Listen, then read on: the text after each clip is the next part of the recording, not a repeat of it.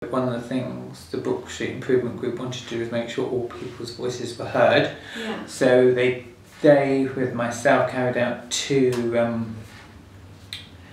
events in the park to consult with people who use the park, and we got a mixture of users, both young and old. And we did one in June and one in August. And in the June one, it was clear that lots of people wanted improvement, and we got quite a few people sign up. Yeah. And the fact what was wrong with the park, what was clear, and then and that was also to see whether we could get some 106 money into the park, or just show that the park needed that improvement. And then the other one was a later draft that actually helped with the tender document that was put out for potential people to design what they could put in the park. And that was done by one of the residents as an architect, and she did something called space shaping. What's a consultation with young people about how to think about the space and how it should be shaped in the future and what would work and what doesn't. So through that came up ideas like they wanted natural materials used on the grass area and equipment for all ages.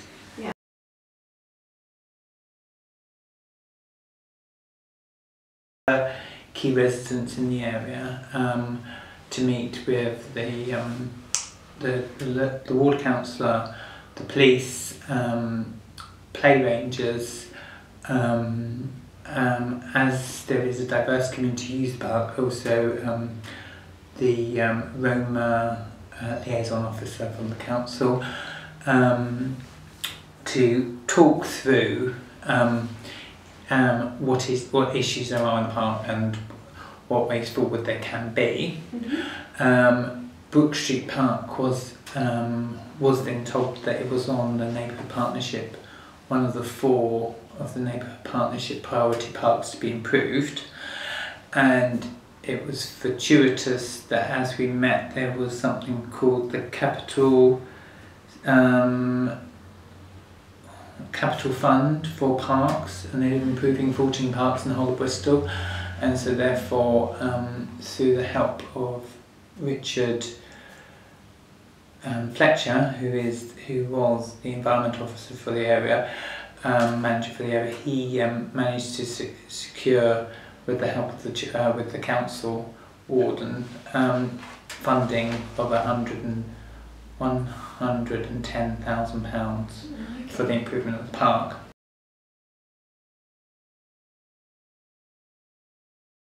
And this design will be in place by the end of May.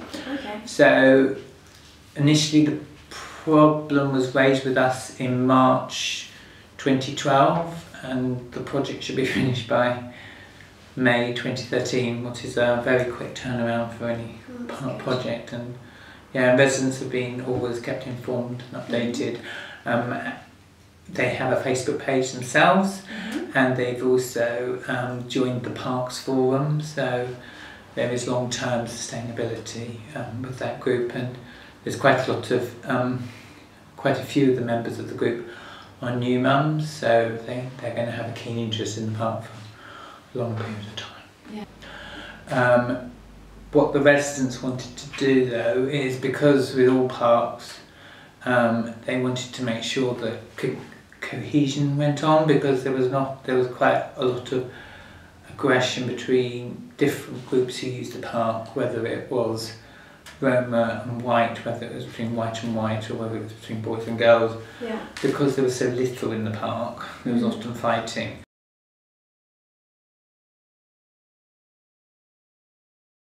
Well, out of the 110,000, what they're going to have to do with the park, because the park's surface is really poor, they're going to have to re-tarmac that. So that has already been taken out before this went to tender. That has been taken out.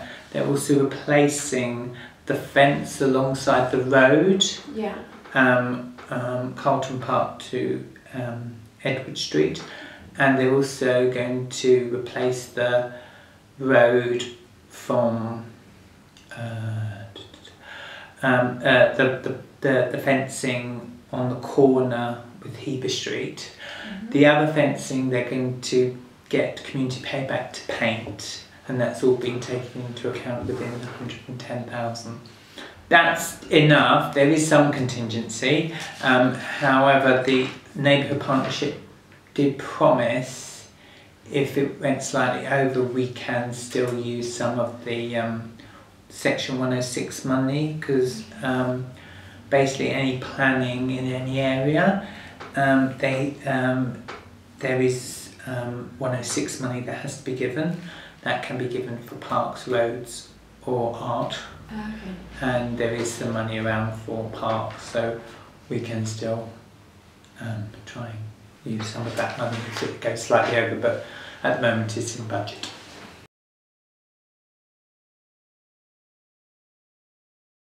Yeah, the council have been helpful all the way, all different members of the council, so whether that has been councillors or the lead environment officer or the safety officer or the police or the Roma liaison officer, they've all been very first-hand, very available. Now the project manager is always totally communicating everything that they're wanting. Yeah.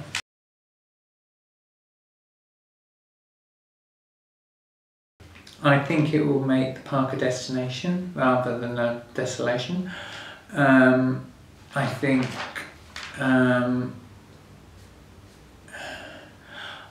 think it's brought community together, so from either side of the park, because there's a little cul-de-sac on one side of the park, what's Heber Street, Brook Street, and quite a few residents are quite active about it on that side. Yeah. And then on the other side on Crooksley Street and Gerrish Avenue, there's been quite a few active residents there, and they have come together where before they probably wouldn't have known each other and maybe not gone to the park at the same time. So I think that is one of the prime aims of the thing. I think the other aim, it shows residents that actually working together, that things can improve and things don't just stay as they are. They were all amazed, and whichever design was proposed had a mass amount of play equipment that they thought, are they really going to put that much in the park? Yeah. You know, for the size of the park and how much equipment's going in there, it's very good value for money. Yeah.